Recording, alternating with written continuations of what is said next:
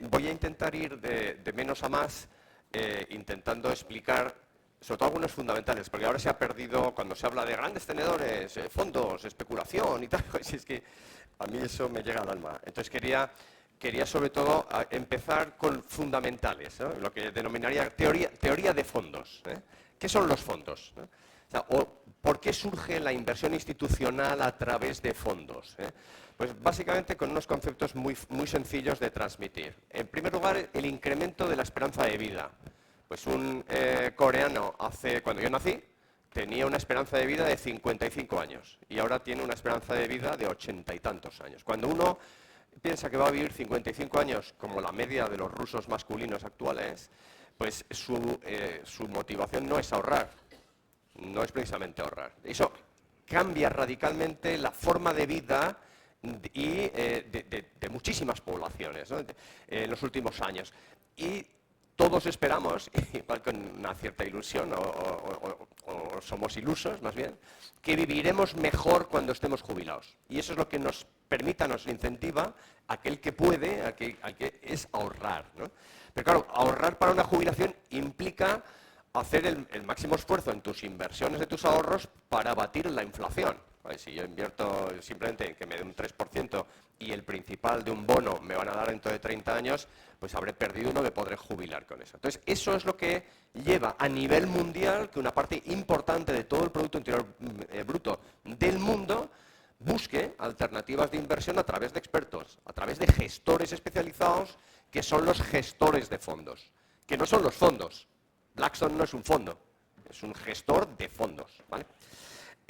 Por lo tanto, eso es lo que explica que haya fondos de cara a que cuando digan, no, es que son especuladores, bueno, vamos a ver, que son ahorros de pensiones o de fondos de pensiones de terceros. Un ejemplo envidiable, a mí se me saltan las lágrimas, el Fondo Público de la Seguridad Social de Canadá, que tiene un fondo, desde luego, el Antimar, que tiene el nombre que tiene, que es CPPIB. Pues CPPIB se comporta con los ahorros de la seguridad social canadiense exactamente igual que BlackRock, exactamente igual que Blackstone. Nuestra seguridad social solo invierte en papelitos del Estado. Esta gente va buscando por todo el mundo oportunidades de rentabilidades entre el 15 y el 20% anual. Imaginemos alguno de los políticos que está saliendo en televisión recientemente si le hubiéramos puesto los fondos de la Seguridad Social en sus manos, ¿no?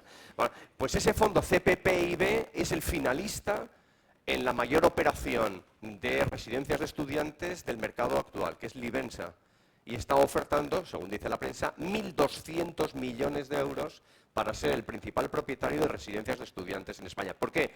Porque tiene que garantizar a los pensionistas futuros canadienses que su dinero produce, ¿vale? Esa es la teoría de fondos, ¿vale? Ahora, en lugar de lucubrar de hacia dónde van los fondos, digamos, ¿en qué han levantado dinero los fondos en el año 2024? Porque eso es lo que nos va a explicar a qué se van a dedicar en los próximos 5 años, al menos los que han levantado ese dinero. Pues muy curioso, y ya sabéis que a los anglosajones les encanta traducir con mensajes explícitos, no tienen la riqueza del lenguaje que tiene el español a la hora de insultar o a la hora de sorprenderse. Yo siempre veo en las películas y se cae ahí un avión y digo, ¡oh, my God! En España hubiéramos dicho, ¡joder, hostia! Bueno, pues pero sin embargo, en términos económicos son unos genios. Entonces, se han levantado dinero, el 82% del dinero se ha levantado en beds and sheds, en camas o en cobertizos. ¿Y eso en qué proporción? El 42% dedicado al residencial y a hoteles, donde al final del día hay que poner la cabeza en una almohada. Ahora explicaré por qué. Y el 40% a logístico e industrial. Oficinas, 82% solo en esos tres mercados, residencial, hoteles y logístico. Y eso es lo que nos va a mover el mercado de inversión de los próximos años, ¿no? Voy a ver si a clavar el tiempo. Puedo hacer también como Morante el otro día en las ventas y agilizar la faena, ¿vale? Bien, entonces, han levantado ese dinero y han dicho, bueno, ¿cuáles son las tendencias que explican actualmente el por qué van buscando esto? ¿Vale? Y de una forma no muy ordenada, pero mira, lo que explica por activo, ¿vale? O sea, hay activos que se han convertido en imprescindibles para el usuario final y por lo tanto son muy seguros. Hace 10, 15 años los fondos institucionales, 20 años, solo invertían en oficinas, centros comerciales e industrial.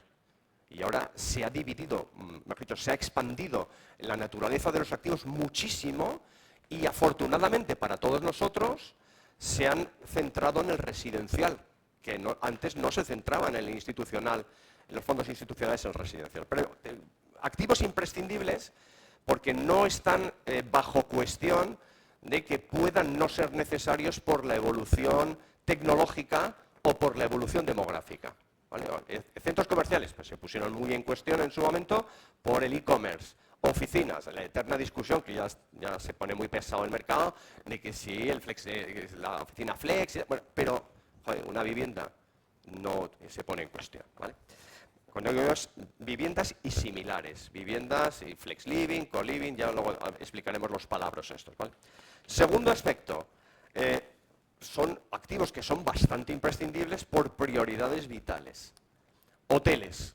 Pues hoteles antes del COVID no eran tan imprescindibles, pero como las hemos pasado canutas todos, toda la población occidental ha considerado que una de sus principales prioridades son sus vacaciones, son su ocio. Eso es lo que explica que España sea el segundo destino turístico del mundo y el año pasado hayamos tenido 94 millones de visitantes y este año probablemente pasemos de 100 millones, acelerando lo que todo el sector que nos dedicamos a hoteles pensábamos que iba a ocurrir dentro de 5 años. ¿Vale? Y eso es un activo que antes no estaba en el foco de los inversores institucionales, sobre todo los hoteles turísticos.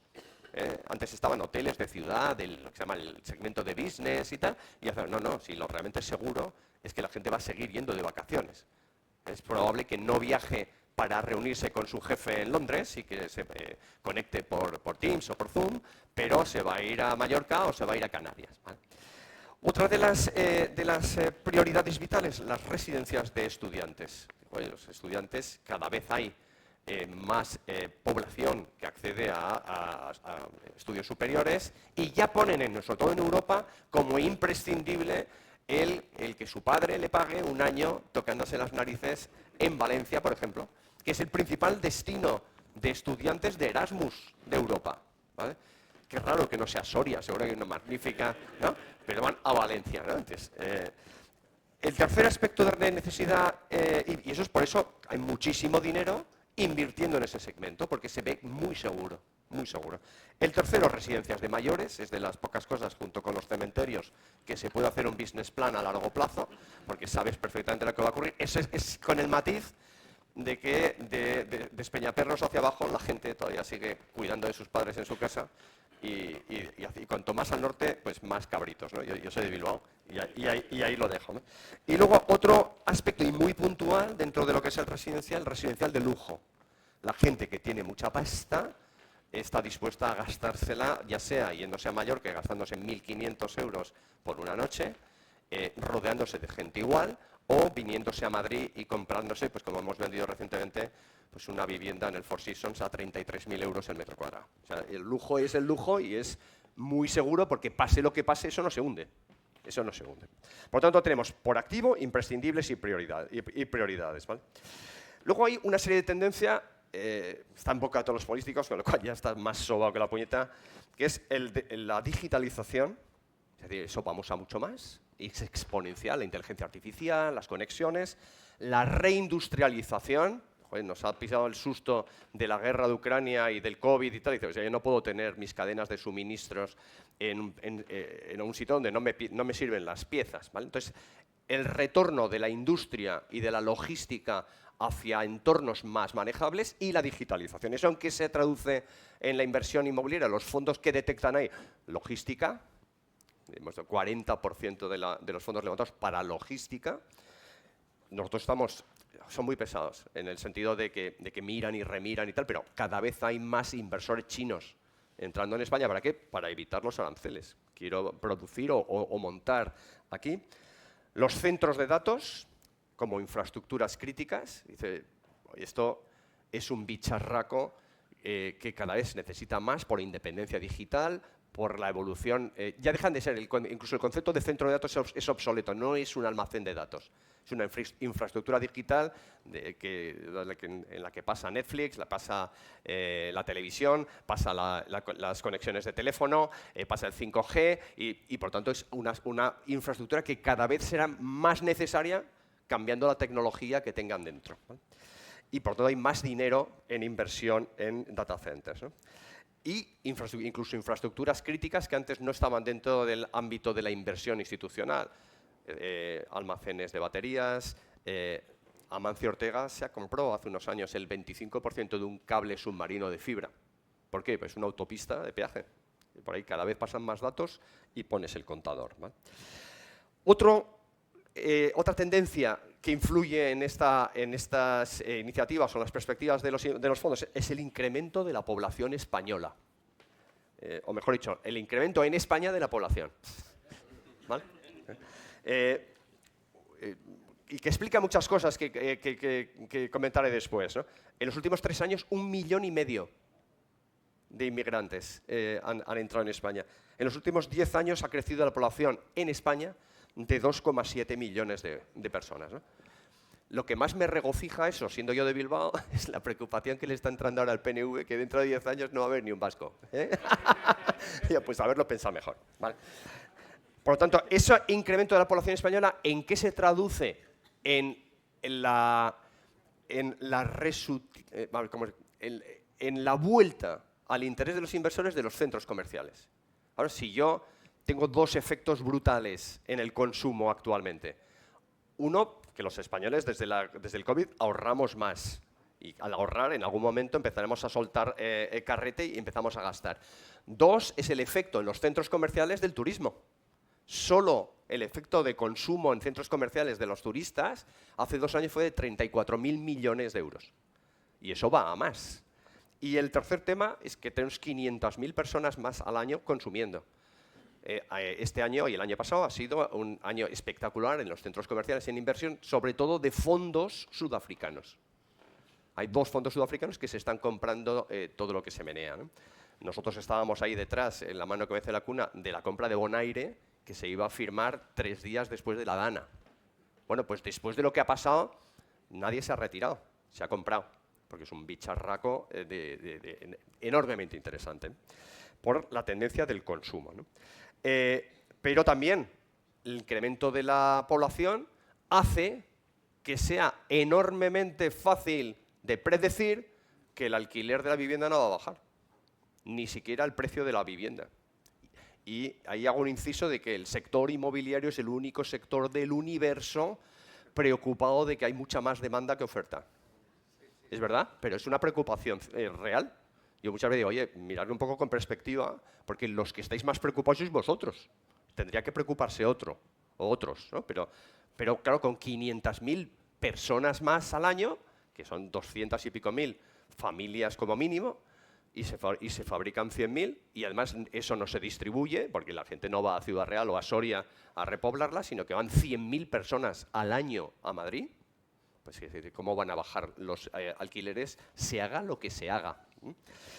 Otras tendencias también que explican lo que está ocurriendo, movimientos de capitales, eso pues muy bien, pues no significa nada, pero por ejemplo, los fondos canadienses que están saliendo de su inversión en Estados Unidos, nos han tocado las narices bastante, es como si hubiera fondos groenlandeses, pues que no los hay, no pensarás que vas a invertir en Nueva York, ¿no? Pues están viniendo hacia Europa, y también a nivel de ese reposicionamiento del riesgo dólar-euro, pues tiene más sentido para fondos asiáticos invertir ahora en Europa que en Estados Unidos, ¿vale? ¿Cómo funcionan los mercados de inversión inmobiliaria?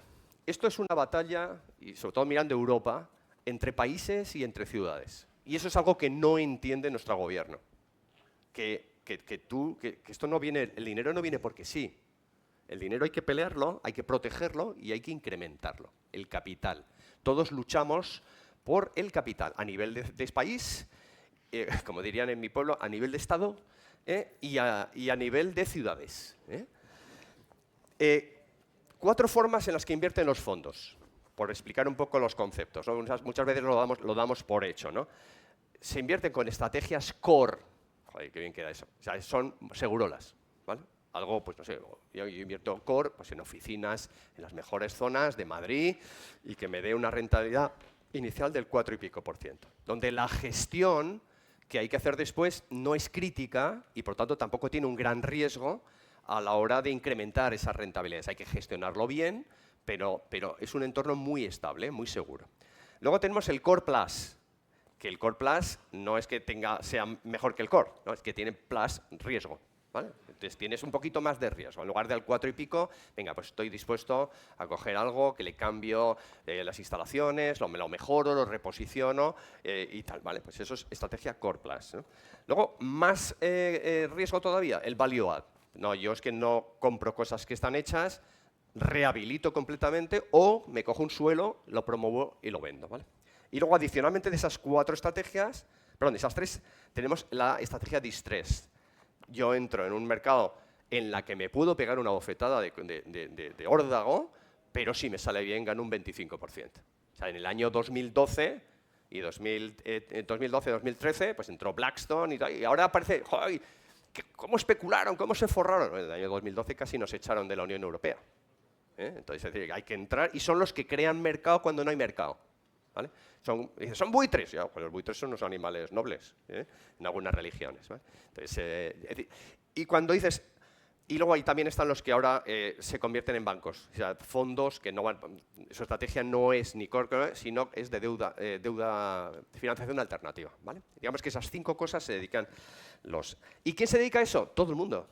O sea, Blackstone es una gestora que tiene todo esto, pero cuando dicen, es que es un fondo buitre. No, pero nada, tiene un fondo que invierte en data centers y tiene un fondo que invierte en logística. O sea, todo el mundo tiene, digamos, como gestora, obviamente, cuantos más perfiles tengas, mejor. Y por geografía, el que levanta dinero para invertir en España, y eso es algo que habría que explicarle a la ministra de Vivienda, tú levantas dinero para España, para vivienda en alquiler libre. No, es que te voy a poner más fiscalidad en tus SOCIMI si no te dedicas a vivienda social. Pero, tío, es que no puedo. Porque nadie levanta dinero para salir de compras, para hacer lo que le da la gana, ¿no? Eso, oye, que tú me metes más fiscalidad, no te preocupes. Liquidaré el fondo y me iré a otro lado. ¿Vale? Esas son las formas de invertir, ¿no? Y luego, ¿en dónde invierten? Pues depende. Invierten en mercados, sobre todo, van buscando mercados que sean líquidos, donde los mercados son más líquidos, es decir, donde hay más posibilidad el día que yo quiera vender, que pueda vender, que cuando yo quiera comprar, pueda comprar, pues me iré ahí, que es más sencillo, más que si me voy a España. Y pongo un ejemplo, pues el PIB del Reino Unido es 2,5 veces el español. El mercado de inversión del Reino Unido es 5 veces el español. ¿Por qué? Pues porque hay mucho más transparente, mucho más líquido, muchas más de las cosas que voy a mencionar ahora. ¿Vale? ¿Por qué un mercado es más líquido? Porque haya más volumen de inversión por activo, hay más compradores, más vendedores. Porque tenga más población, pues mejor invertir en España que en Portugal. O mejor España que en los países bálticos, que son más chiquitos. ¿Vale? El riesgo país, hombre, si invierto en Holanda, que es AAA, cuando yo vaya a vender mi activo lo puedo vender con menos rentabilidad que en España, que son BB, lo que sea.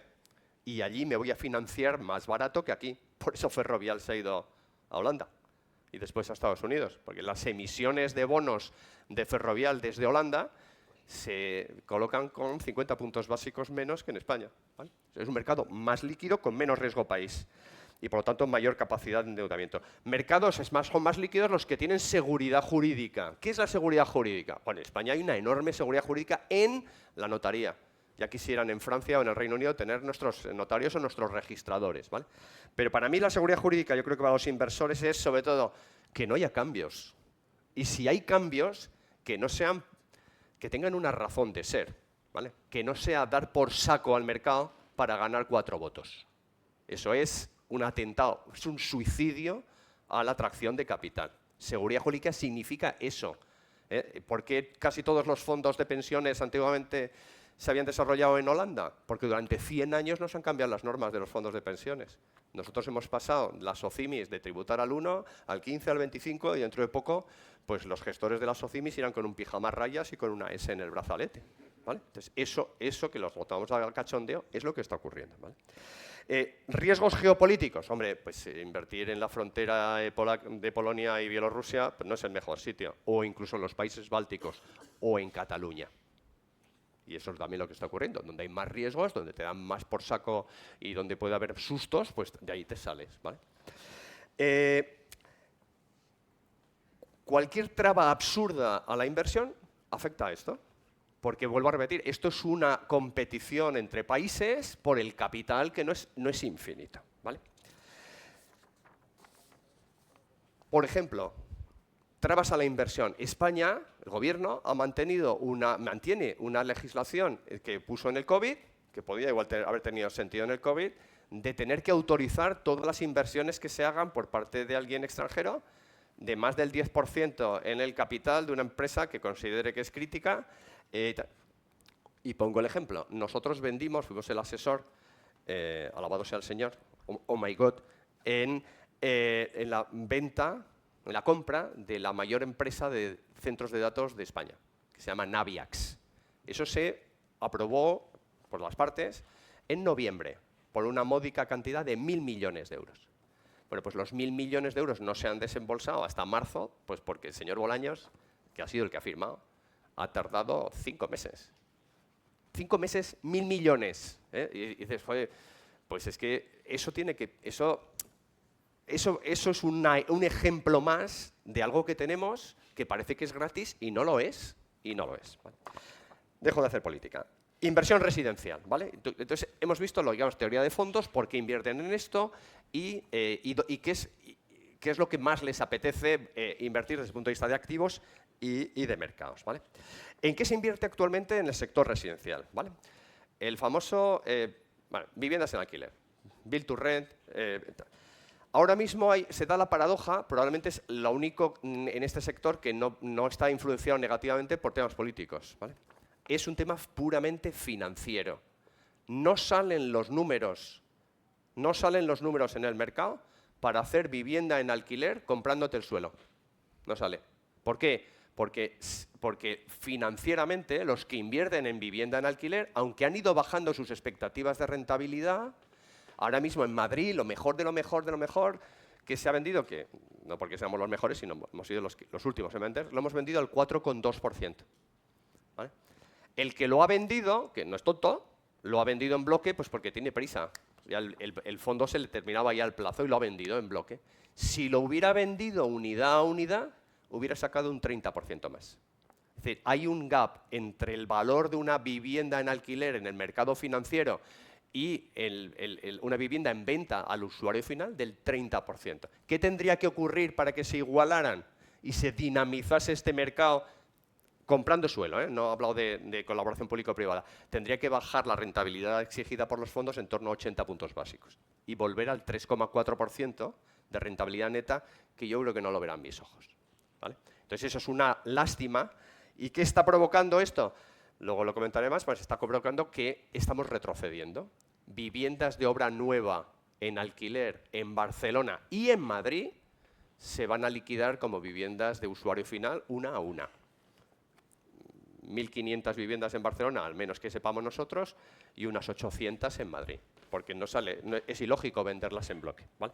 Pero vemos que el sector invierte en esto o invertía en esto, también sigue habiendo fondos que invierten en esto, pero siempre en viviendas ya, en bloques nuevos ya terminados. Ya el hacer acuerdos de nuevas sobre suelo, eso de momento está fuera de juego.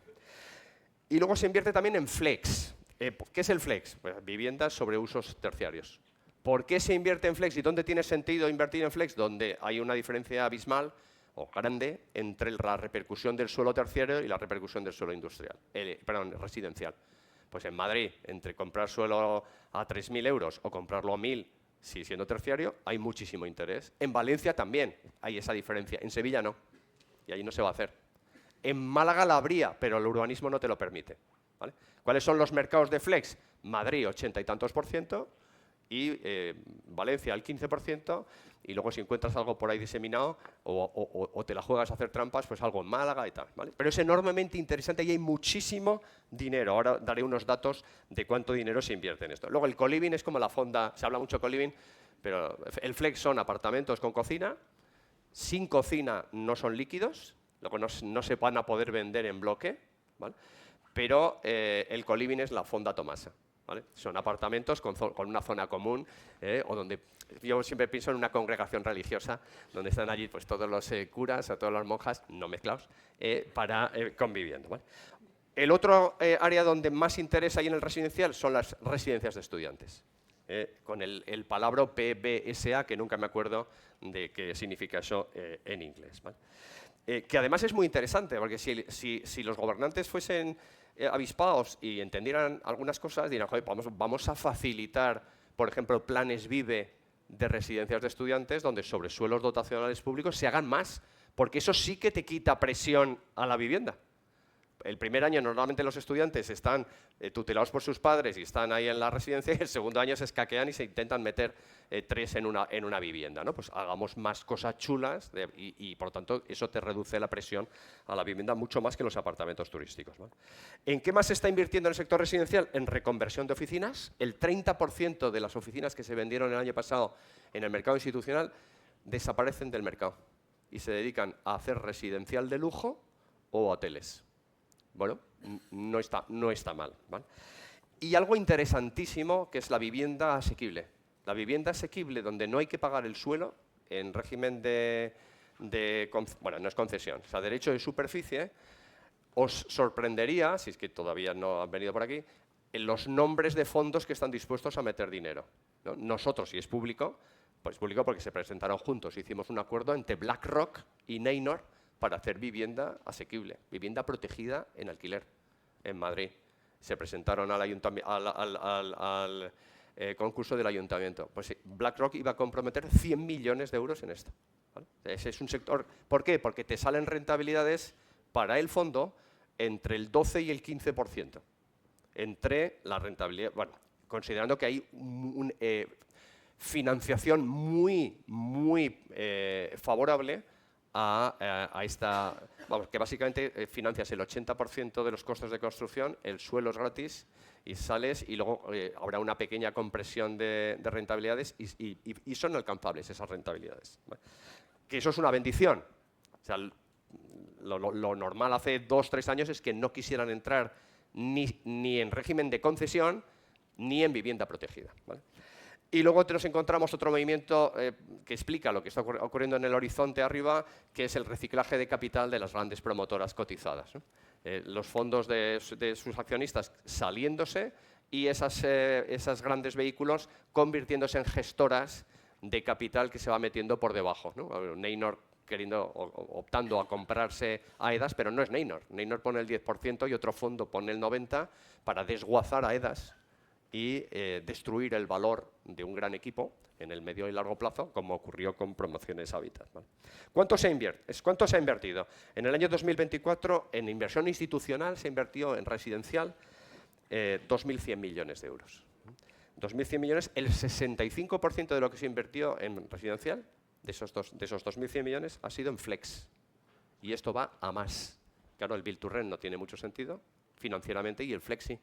¿Por qué tiene sentido el flex? Porque las rentabilidades, las yields on cost, o sea, sobre la inversión que tú realizas, son razonablemente alcanzables de partida en torno al 8%. Y ese 8% es fácilmente comprimible con las transacciones que están haciendo ahora desde el 8 hasta el 5. Una compresión del 8 al 5 te meten unos márgenes financieros enormemente interesantes. ¿Cuánto se invirtió en España en residencial? En España 2.100, ¿no? En toda Europa se han invertido 32.000 millones. Y eso es lo que no entiende el gobierno. Hay 32.000 millones que se invierten en residencial y nosotros no hacemos más que dar por saco e insultar a los que invierten 32.000 millones. Estamos locos. Tendríamos que tener una estrategia de atracción. Imaginemos que de esos 32.000 millones robamos 1.000. Pues hemos aumentado el 50% la inversión. El empleo que crea esto, en un país que está necesitado de vivienda como el comer. En lo que llevamos del primer trimestre del año se han invertido 833 millones de euros. ¿Cuál es el segmento que más dinero recoge en los últimos 3 años en cuanto a inversión en España? Hoteles. Hoteles año por año, en los últimos 3 años, ha sobrepasado los 3.000 millones de euros. En lo que llevamos de año, lo que más se ha invertido es en residencias de estudiantes. El 36% de esos 800 millones es residencias de estudiantes. Y vuelvo a repetir, en Valencia es la gran oportunidad, y es lo que yo siempre, antes lo comentamos, los promotores sois súper expertos en viviendas, pero realmente sois súper expertos en ciudad y en identificar suelos. Muchas veces estoy seguro que ponéis 18 suelos encima de la mesa, tiráis los 17 y os centráis en uno. No, recogerlos del suelo. Que ahí habrá para residencias de estudiantes, habrá para residencias de ancianos. Y ya, pero yo no sé de eso, todo es subcontratable. Menos el identificar ese suelo, que eso sí que lo sabéis hacer vosotros. Entonces, hacer un llave en mano de residencias de estudiantes para vendérselo a un especialista está chupado. Solo tenéis que contratar pues, a gentuza como nosotros, o peor todavía, de la competencia, ¿vale? Residencias de estudiantes, sin contar la operación de 1.200 millones en lo que está el Fondo de la Seguridad Social de Canadá, que me dan ganas de hacerme canadiense, ¿vale? Bien, ya voy terminando. Es decir, vemos que cómo funcionan los fondos, por qué invierten en residencial, por qué están invirtiendo en cosas que no son el residencial tradicional, qué es factible, qué no es factible ahora mismo, qué es interesante la vivienda asequible sobre vivienda protegida en régimen de concesión, ya lo habéis visto vosotros, es extraordinariamente interesante, pero algunas reflexiones, ¿no? Para poner mi grano de arena o para destruir los granos de arena que han puesto los de antes, los anteriores. ¿Tiene solución el problema de la vivienda, de acceso a la vivienda? No, no lo tiene. Ya sé que es un poquito duro. Hay muchas soluciones que hay que seguir haciendo. Es como decir, oye, el incendio de California, ¿se puede apagar? No, pues venga, pues dejamos que se queme todo California. No, hombre, hay que ir allí aunque sea con una regadera, ¿vale? Pero desde el momento en que dejamos, y yo no digo que sea bueno o que sea malo, desde el momento que permitimos o tenemos una estrategia de crecimiento de cantidad y no de calidad, donde la población aumenta en 500.000 personas al año, es obvio que vamos detrás de un incendio. Y es imposible, lo cual no quiere decir que no haya que hacer cosas en Sagunto, como las cosas positivas que se han dicho en Sagunto, y olvidar las negativas, ¿vale? Entonces, desde el punto de vista, no. Además de eso, en los últimos 3 años han desaparecido 120.000 viviendas de la oferta del alquiler. ¿Por qué? Porque no hay seguridad jurídica. Pero no solo en Cataluña, O sea, hay un 17% menos de unidades en oferta para alquilar, un 22%, eso de media, un 22% en Cataluña, un 50% menos en Vizcaya, que han dicho, vamos a hacer zonas tensionadas. Digo, pero si ya lo eran, a ver quién entraba en rentería de noche, joder, ¿Vale? Pero en Madrid un 13% menos. ¿Por qué? Pues, tú invertirías en algo, voy a invertir en bonos del Estado, ¿y qué rentabilidad te da? Pues la que diga el gobierno. Dirías, aquí va a invertir tu tía. Pues ahora resulta que el IPC es que no sé quién lo determina. Un agujero negro y se mete allí y saca la mano. O sea, hay ese bombardeo y el tema de la ocupación y todo ese bombardeo, no sé, vosotros, yo no tengo ni una sola inversión inmobiliaria, pero hay que ser un poco suicida para invertir en vivienda en alquiler cuando tienes todo en contra. Y además eres un maldito especulador en cuanto tienes cuota. El mero concepto de gran tenedor a mí ya me da un repelús de la de Dios. Bueno, pero ¿qué cosas recomendarías hacer? Bueno, hay que aumentar la oferta, eso lo dice todo el mundo, ¿vale? Pero yo ahí sí que pondría un mensaje, además de esa oferta, vamos a ser coherentes, vamos a darle la vuelta a la tortilla. ¿Hay una emergencia habitacional? Bueno, yo creo que es un poco exagerado, pero bueno, ya va calando, ¿no? Ya admitimos ya conceptos que están diseñados desde un lado político, pero bueno, ¿hay emergencia habitacional? Pues seamos coherentes. Si en una ciudad hay una emergencia habitacional, hay que exigir al ayuntamiento y a la comunidad autónoma que actúen en consecuencia. Joder, si hay un incendio, no vamos a ir ahí con un agua tibia o que tenga cloro. Vamos a apagarlo, ¿no? Pues si hay una emergencia habitacional, usted no me cobre el ICIO. ¿Por qué? No, es que le voy a bonificar, que no me cobres un ochavo. Que no me cobres por la licencia. Que hagas fiscalidad absoluta cero. Y entonces yo, en lugar de 600 euros, igual puedo alquilarlo en 550. O sea, esa exigencia, que no va a ocurrir, que no la verán nuestros ojos, pero yo creo que tiene que ser un clamor de las asociaciones de promotores. Que sea usted coherente. Que sea usted coherente. Yo hice un cálculo, grosso modo, de que a la administración pública o esa promotora pública que se quiere hacer, una vivienda sobre un suelo público le va a costar hacer, ¿cuánto? 150.000 euros de costes. ¿Vale? Pero si ya hay una vivienda vacía al lado de alguien que está acojonado, con todas las ocupas y tal, y yo le digo, por ejemplo, no te voy a cobrar el IRPF. O sea, nada, gratis total. Tú la pones en el mercado ahora mismo, te doy un plazo, en los próximos 2 años la pones en el mercado y no te cobro. ¿Cuánto dejaría el Estado de cobrar? ¿O cuál sería el importe, mejor, el plazo equivalente? O sea, ¿cuántos años de IRPF gratis son equivalentes a 150.000 euros? Son 100. ¿Estamos locos? Pues si es mucho más favorable, en lugar de dar por saco a una familia que no quiere alquilar una vivienda porque tiene miedo, que no vas a pagar ni un ochavo de impuestos. Mañana mismo ya tenemos la vivienda puesta en alquiler. Igual no todas, pero igual la mitad, ¿vale?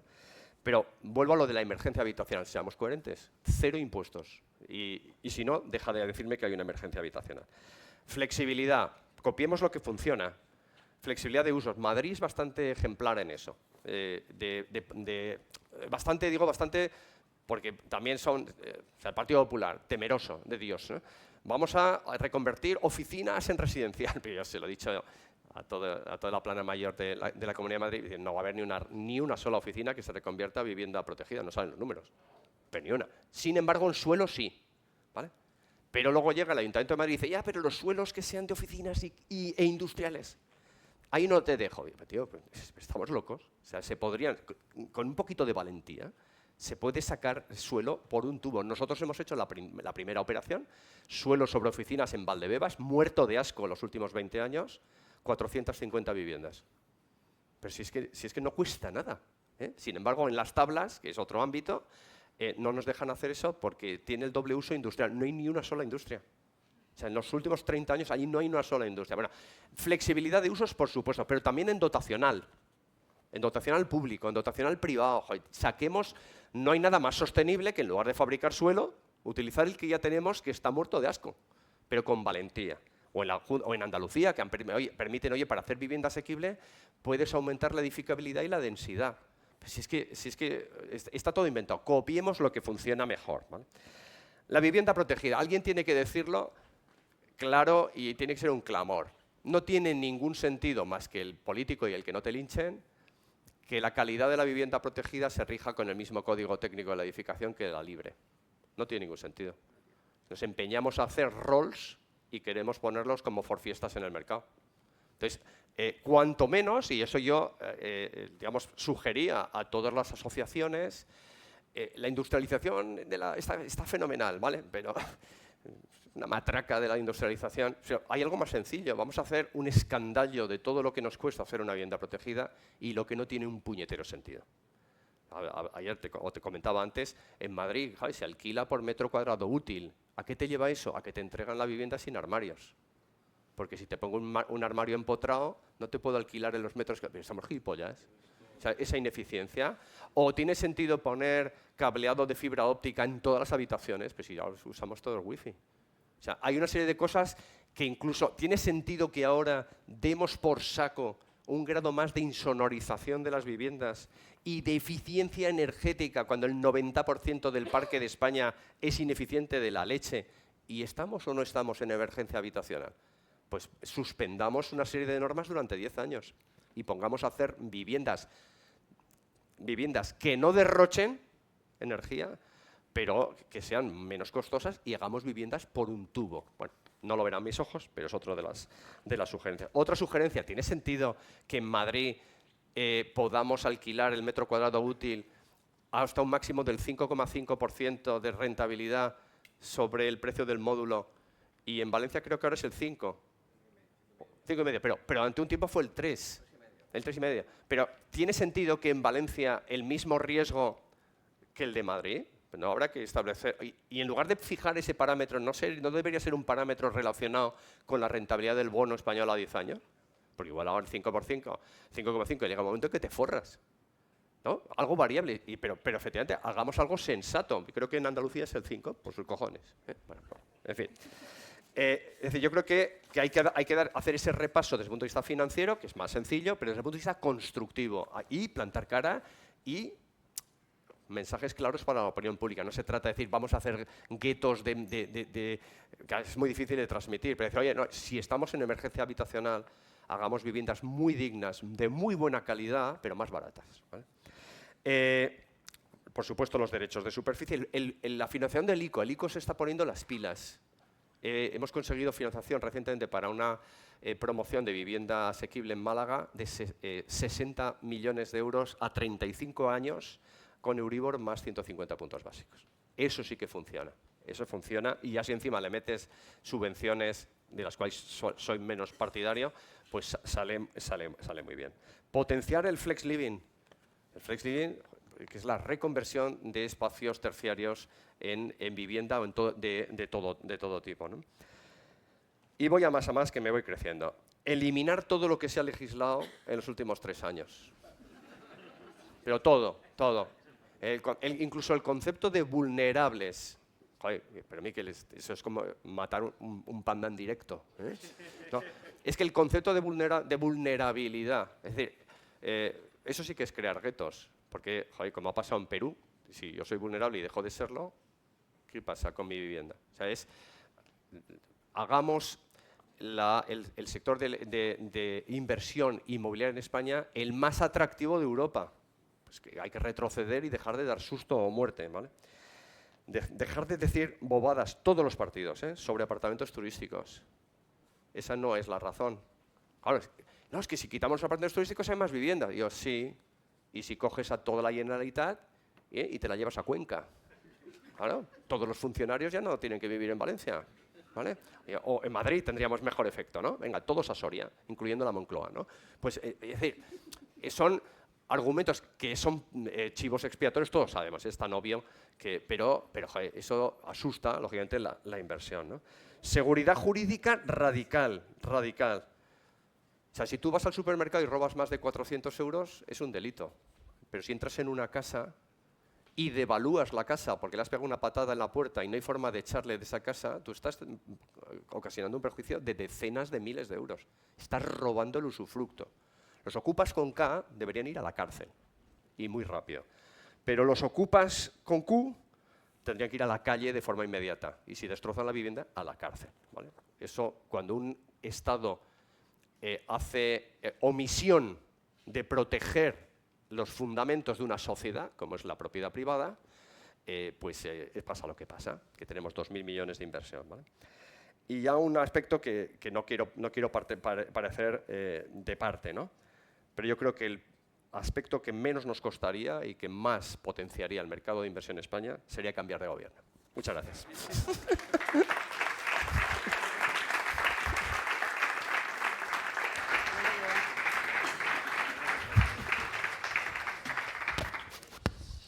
Bueno, a ver cómo lo pongo rápido. Creo que alguna pregunta te van a hacer. ¿Alguna pregunta, algún insulto? Venga, manos arriba. O podemos hacer todos insultos al clero, ¿no? Como es como se terminan las grandes borracheras. ¿Alguna pregunta? Venga, ¿lo veis? ¿Lo tenéis aquí a Miquel? Ah, sí. Vale. Aquí tenemos. ¿Tienes micro? Sí.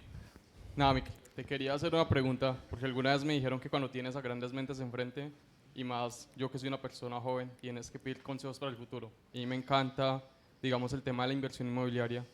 Y te quería hacer la pregunta, ¿cómo dar ese primer paso con los inversionistas? Si yo a un inversionista le hablara de un paraíso en donde tienes metro cuadrado de venta de $3.500, en donde el mercado al mes vende más de 50 millones de dólares en un solo sector puntual, tienes manos de obra asequible, política pública buena, no sé, digamos que para un inversionista el escenario perfecto, ¿cómo puedes llegar a ese inversor? Ya tienes el lote analizado, tienes el punto donde invertir, pero ¿cómo haces ese primer contacto con los fondos de inversión, con todas esas personas que me has comentado, por ejemplo?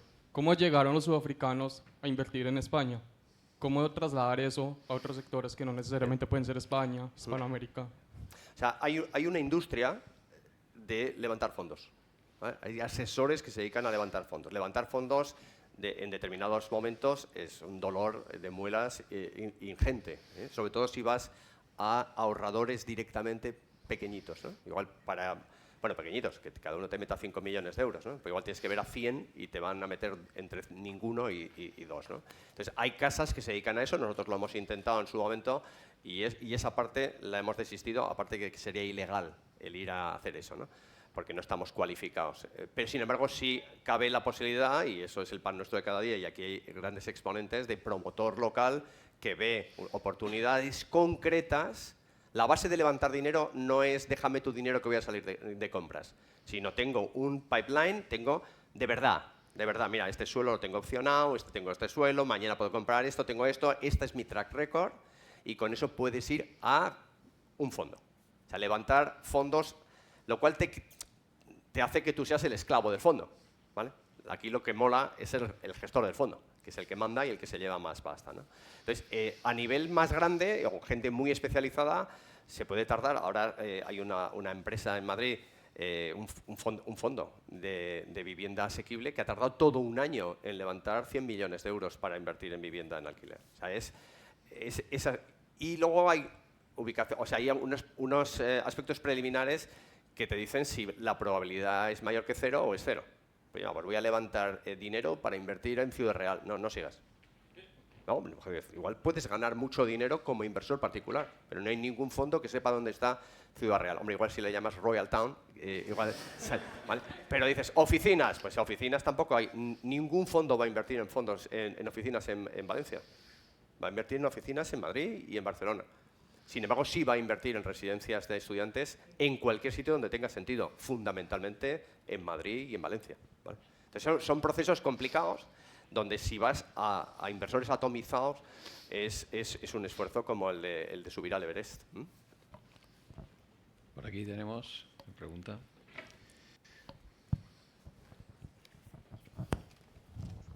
Una pregunta que me gustaría saber tu perspectiva.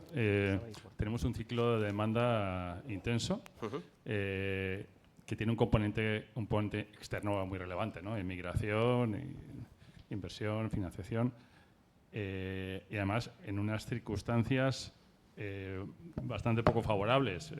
La situación económica europea, que son nuestra mayor referencia, pues no es para echar cohetes en absoluto, ¿no? La situación geopolítica que condiciona inversiones también. Mi pregunta es un poco sencilla y básica. ¿Hasta qué punto ves ese ciclo de demanda vulnerable en los próximos 5 a 7 años? O si a pesar de lo que está pasando sigue estando sólido, o sea, ¿realmente lo ves o qué nubarrones puedes ver o si directamente no los ves? O sea, yo he estado en la crisis, yo creo que es un buen recordatorio, porque si os viene alguien, un asesor que os diga, pues yo no le veo límite a la calle, o sea, siempre hay límite, ¿vale?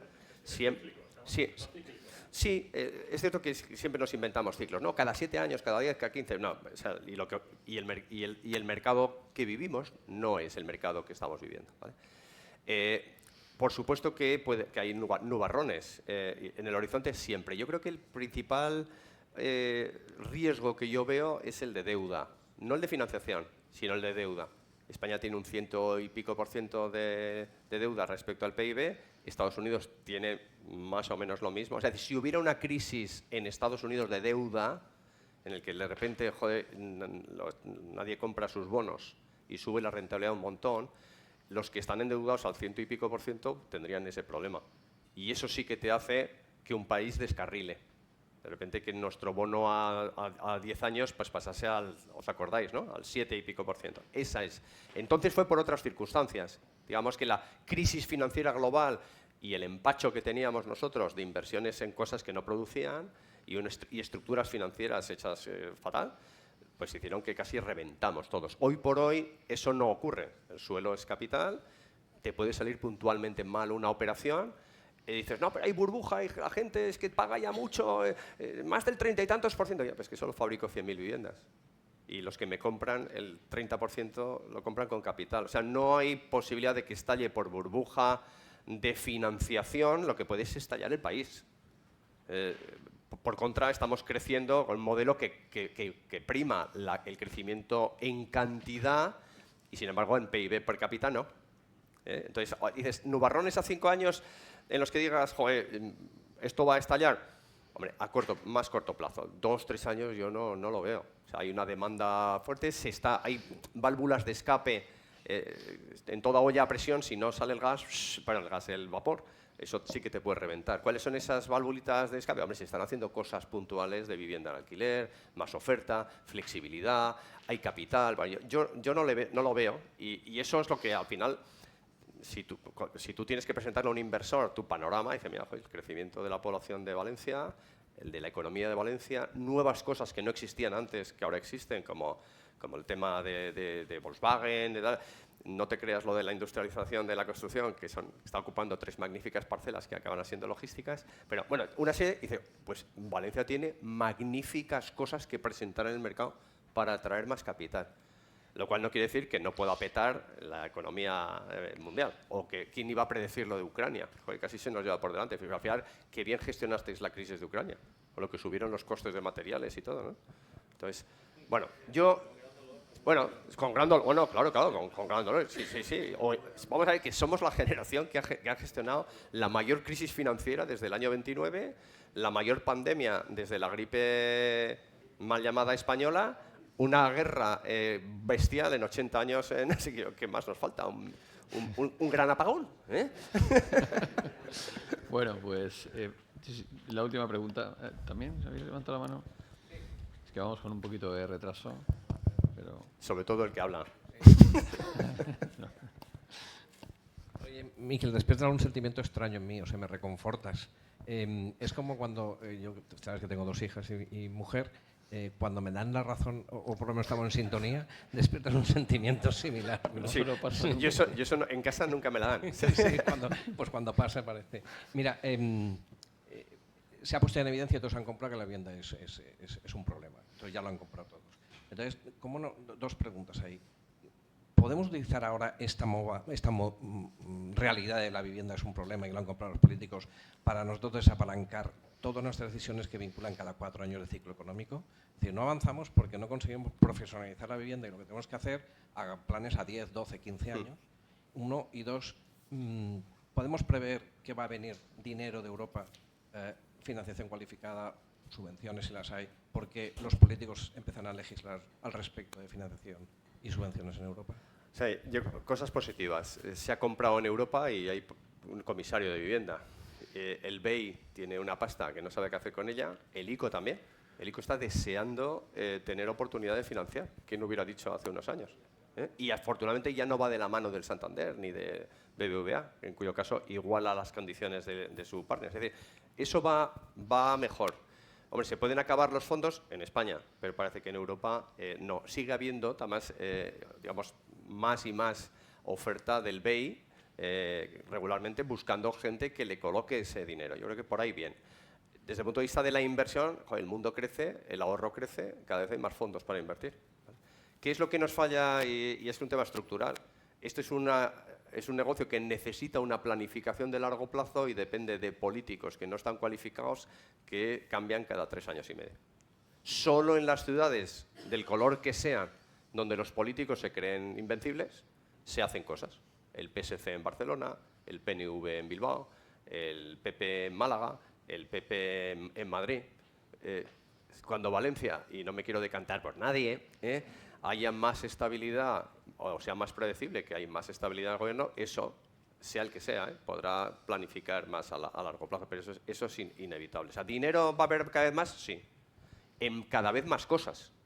Oye, el otro día un fondo que compraban los derechos de arrendamiento de las antenas de las azoteas de casas, de oficinas. Nosotros estamos vendiendo ahora el derecho a cobrar el alquiler de las placas solares de un campo gigantesco en Andalucía por los próximos 34 años. O sea, el dinero va buscando cosas estables, razonables, y eso cada vez irá ampliándose a más. En cuanto la conexión de Sagunto sea cierta, pues aquí habrá inversión de miles de millones en centros de datos, por ejemplo, ¿no? Pero en lo que a nosotros nos concierne, en vivienda, tienes una demanda infinita, tienes una producción profesional muy limitada, y dice, ¿y no tenemos suelo? Bueno, sí, parece que hay. Vas buscando suelo, porque además tampoco necesitáis duplicar. Y ese es el punto. Ahora, el sector no necesita hacer más Es la sociedad la que necesita que se haga. Por eso el estrés, todos hemos cogido ese síndrome de Estocolmo. ¿Por qué? Porque sabemos que si no hacemos más nos van a arrear y nos van a venir con medidas populistas. Por lo tanto, yo creo que el futuro del sector residencial es mejor, lógicamente teniendo en cuenta el dolor de muelas de estar trabajando en el siglo XXI, desde el punto de vista técnico, de eficiencia y tal, y tener que gestionar en el siglo XIX las licencias, ¿no? Bueno, pues muchísimas gracias, Nada. Miquel, ha sido un placer tenerte aquí.